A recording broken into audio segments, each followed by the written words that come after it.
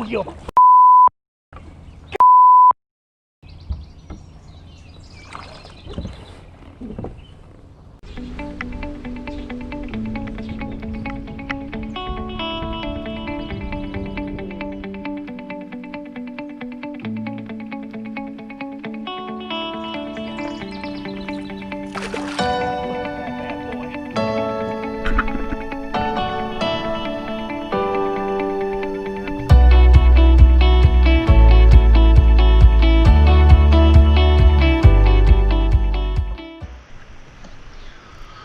What a potty mouth, huh? I apologize for my language. I don't normally talk like that. Very frustrated on this day. This was back in June. I was fishing the KBF State Challenge, and that 20 and a quarter or 20 and a half inch largemouth jumped off the board before I got a picture of him and could submit that to the leaderboard. Cost me 2 positions in the competition. If I'd have got that fish, I'd have finished 2 places higher than I did. So, shortly after this video was shot, I purchased a net. I used to just go ahead and lip the fish, pull him in the boat.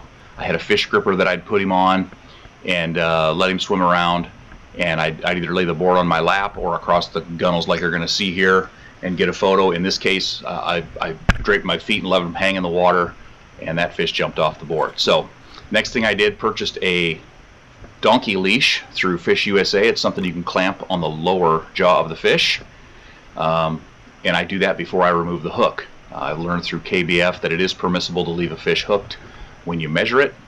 So if the fish jumps off the board, you can go ahead and retrieve that fish and measure it. In this case, what I do, I take my net and put my feet up on the gunnels. I'm going to let the fish go in the water, let him burn off a little bit of energy. And next step is to get set up. So that fish is swimming around, kind of getting himself wore out as I'm getting my stuff ready, getting my phone ready to take the picture, getting my net set up, and then getting my measuring board where it needs to be to take the photo to submit the fish. So in this case, the code for the tournament that I'm fishing is on the board. I'm getting that positioned, estimating about the length of the fish. In this case, this one's 17 inches long. Making sure that I get that in the picture, making sure that that net now is next to the fence, and what that does is if that fish flips, he's going into that net, he's not going back into the water. And I've had several fish since this time. That net has saved me and allowed me to measure the fish. So make sure you get the mouth closed, nose against the board, the fence at the end. Get your qualifier or your code in the picture. Then I'm going to take the photograph of the fish, and I take multiple photographs, typically 2 or 3. Once I get the fish positioned, his tail on the measurement area that I feel is the on the board the way the fish is supposed to be, and then I connect the donkey leash back to the fish and I put him back in the water. And the reason I do that is because I want to make sure I've got a good photo before I release the fish. So in this case, I go into my app and select the photograph, make sure that it's orientated the way that it will be when it appears on the app, which is basically horizontal with the fish's head on the left, the tail on the right, and I adjust that on my phone before I submit the photo to the leaderboard. And the next thing I'm going to do is I'm going to zoom in, and I'm going to make sure, is the fish's nose touching the fence?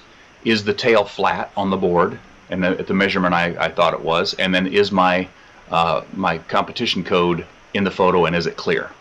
Not having any of those things in place can cause a deduction, or it can also result in a disqualification of your fish if it's not properly documented. So then I go into the app and I select the fish that I just took the picture of, put the measurement in, and go ahead and submit it.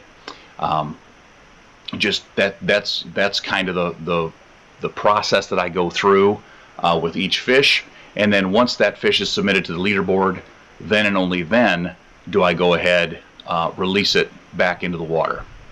And you can keep fish in the live well and submit them later, sort them if you want to take a picture of every fish that you catch, and then just submit the top 5 or whatever if you're out fishing for a day, or you can submit them as you catch them. So hopefully this helps you guys, and you have a great competition next time you go out.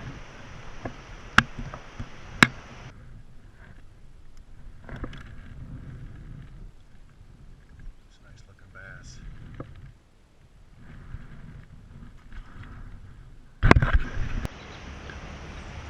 All right, so here it is in its entirety.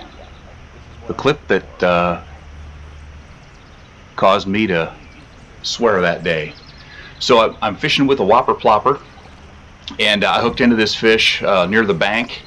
This is the biggest fish of the morning, and then I lip him. And keep in mind, when you're lipping a fish with a crankbait or anything else like that, any hook for that matter, they flip at the wrong second, and that hook is going in your thumb. So this is why it's a good idea to also have a net. Okay. So that's my first mistake. Now I'm trying to keep myself out of the area where I just caught the fish, just in case there's other ones in there I'm going to fish later. And then I start the series of mistakes starts. Let's just say that. So what I do is I take my phone out and I start taking photos of the fish out of the water to send to my brother, because I want him to know, hey, I just caught this large fish. The fish was, I believe I put him on the board before he escapes to get a pre-measure on him, which again, another mistake. I'm taking photos of him right now, taking selfies with him. So I did actually get some photos of the fish before it flipped off the board, and kind of stupid now that I look back on it. So I'm taking photos of this fish before I've measured it and actually got the official photos that I need for the competition. So I have in this photo, you're going to notice I have no net. I also have a large fish gripper that I use. So here I am. I'm going to do the pre-measure. I put him on the board, laying on my lap. Danger Will Robinson. This is typically where the fish is going to jump off the board if it's going to do it. So I'm going to go ahead and shut up, let you watch the rest of the video from here, because it's pretty self-explanatory.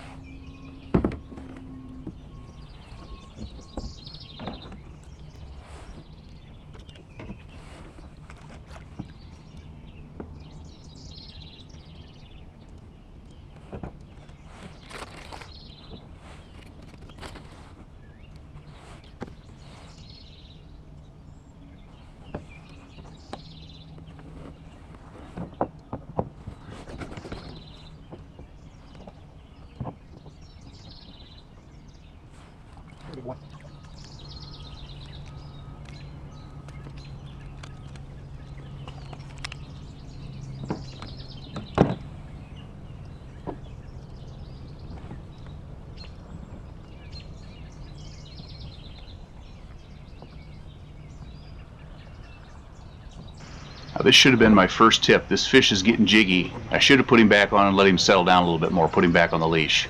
But I'm going to try to keep measuring him. Big mistake.